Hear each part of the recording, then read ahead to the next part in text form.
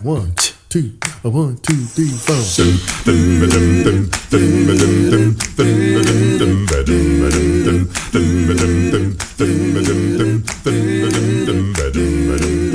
Welcome, everyone. This is Joe Dager, the host of the Business 901 podcast. With me today is Brandon Brown. He is an associate for the W3 Group and delivers tangible and sustainable continuous improvement results as a Toyota Kata coach and lean instructor.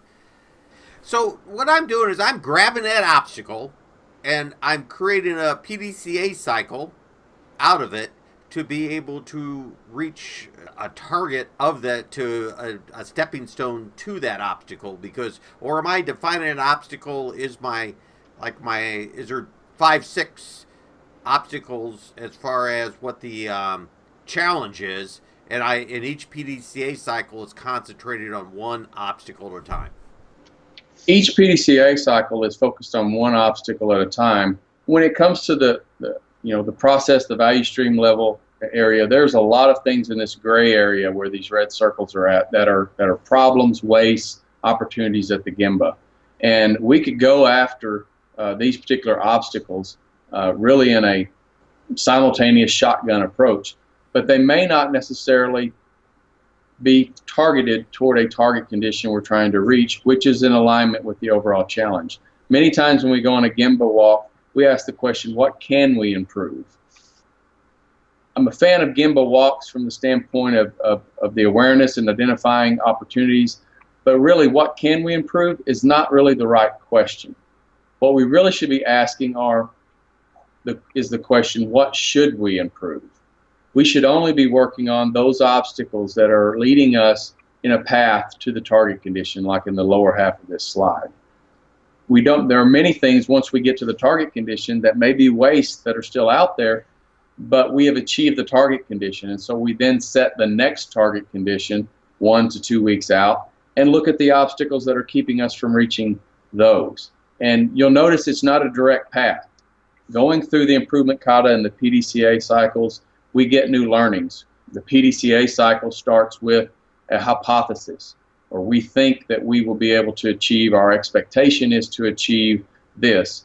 Now we go and do the do and actually run the experiment to try and overcome the obstacle, and we study or check how that particular experiment or that change affected that obstacle. If we were able to overcome it, we're able to move forward along a path and attack a next obstacle.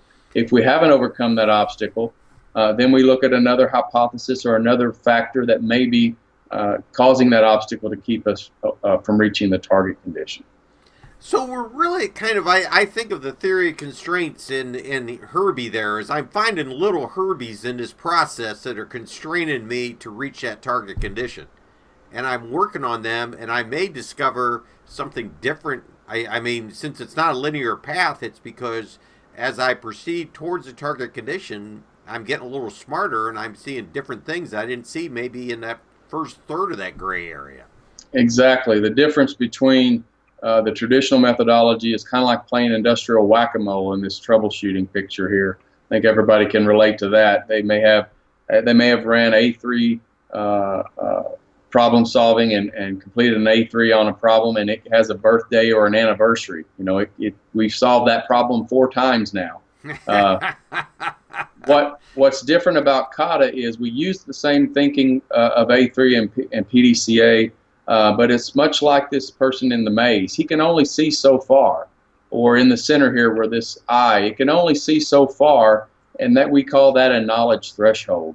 And we can't see any farther. He doesn't know whether to go left, continue down the hallway and go right, but he has to take a step. And once he gets there past that knowledge threshold, he could be surprised or she could be surprised by the findings of running an experiment. But that learning, which is key to the PDCA cycle within Kata, that learning helps us formulate our next step or our next experiment that we're wanting to conduct to overcome that obstacle. What's the best way for someone to contact you and learn more about Toyota Kata? Where would you point them? I would point them, they can email me directly at brandon.brown@the W3Group LLC.com. they can go to our W3 website and meet all of our practitioners on there and make contact. There's a lot of resources, a lot of presentations, a lot of information that they can self-educate themselves a little bit more and a little bit further about that.